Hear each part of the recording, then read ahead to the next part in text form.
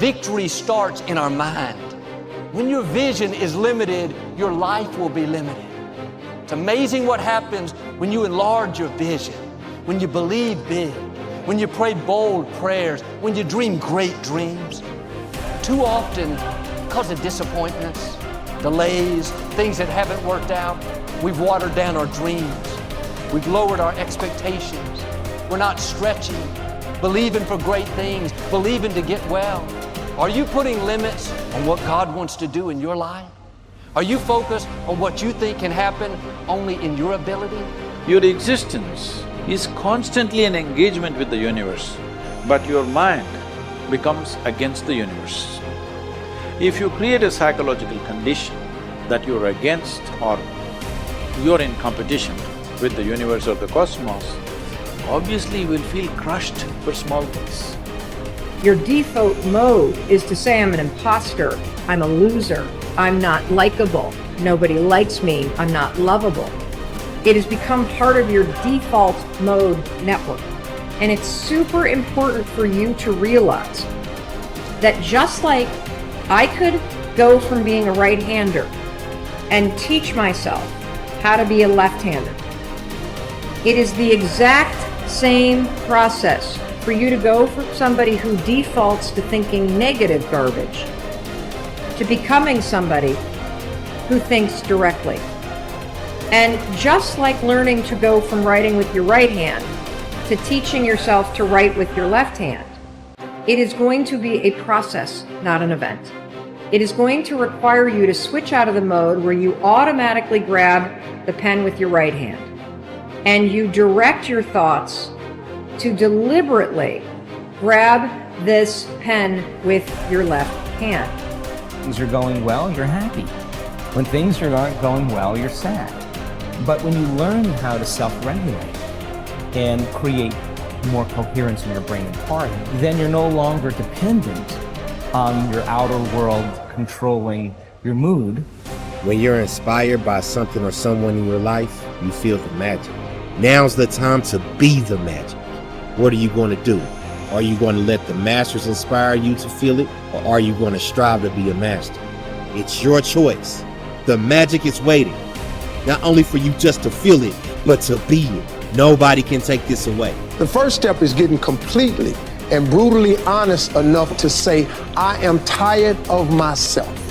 When you say, I'm sick and tired of being sick and tired, that's the facilitator of change. That's when you're ready to say these words, no more excuses.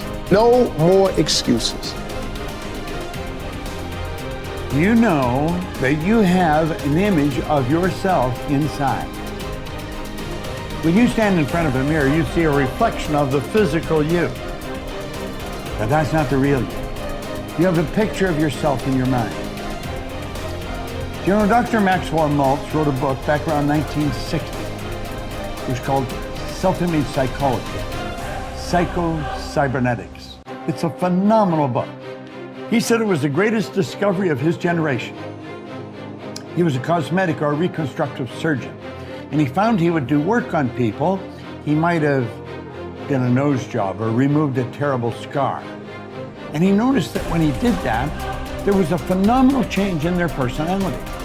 But he noticed with others, he would make a phenomenal physical change and there was no change in their personality. And that led him to postulate that we have two images. We have the one that's coming back from the mirror, but we've got an inner image. And that inner self-image is literally controlling our life. You will find people that have very poor self-image or low self-esteem. They won't look you straight in the eye. They're afraid to shake hands with you. They're very shy and withdrawn. They go through life hiding from life. They don't like themselves. They don't know themselves.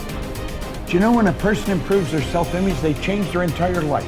Their income changes, their relationship changes, their health changes. And do you know how you do that?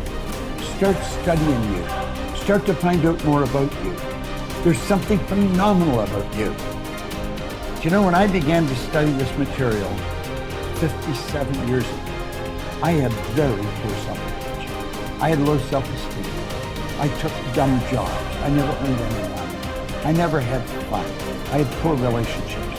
And as I started to study real solid information, everything in my life started to improve. I've got friends all over the world today.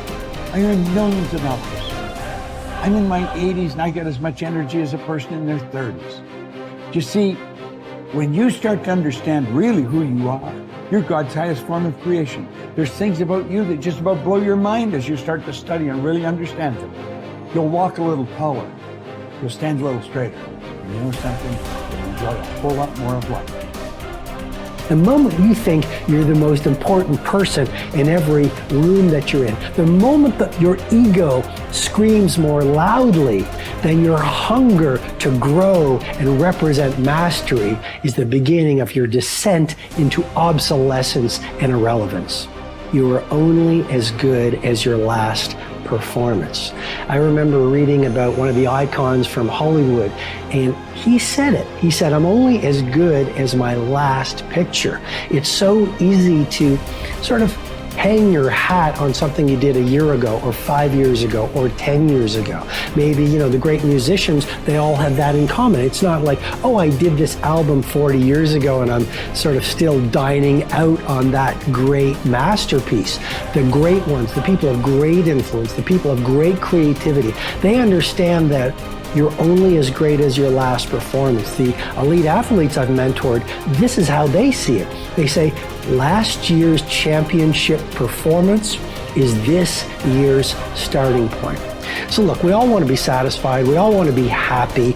We all want to wake up every day and go through life feeling a sense of joy. But there is a great danger in being completely satisfied. When I work with the billionaires and the titans of industry and the Hollywood superstars, here's what I notice. They're never satisfied. Now, sometimes if you don't manage that unsatisfaction, you're going to be a very unhappy person. I'm just reporting on reality. A lot of the true titans, it's never enough. They are always dissatisfied. They always want to work their craft better. They always want to have more influence. They always want to have greater impact. They always want to grow their movement. So just remember that first element of this deconstruction. Satisfaction breeds stagnation.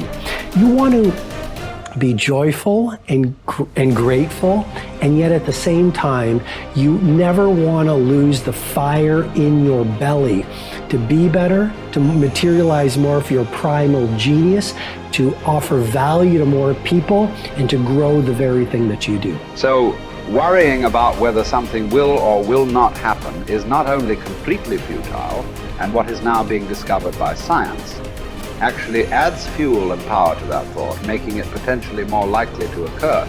Not all of your thoughts have the capacity to change your world. Only the habitual ones, or those that are fueled by emotional intensity. Most people meander through life, ending up in a career because of chance, not choice, and are not that passionate about anything.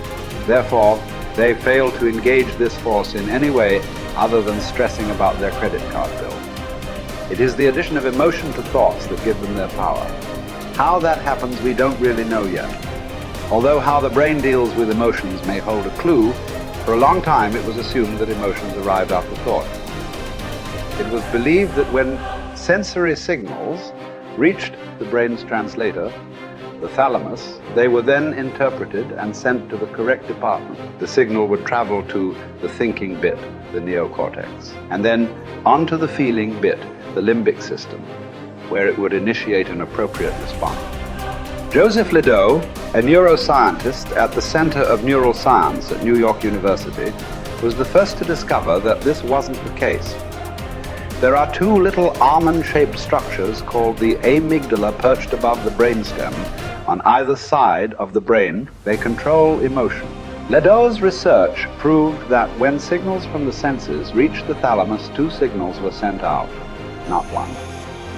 The first traveled across a single synapse to the amygdala, and the second signal was routed to the neocortex for conscious assessment.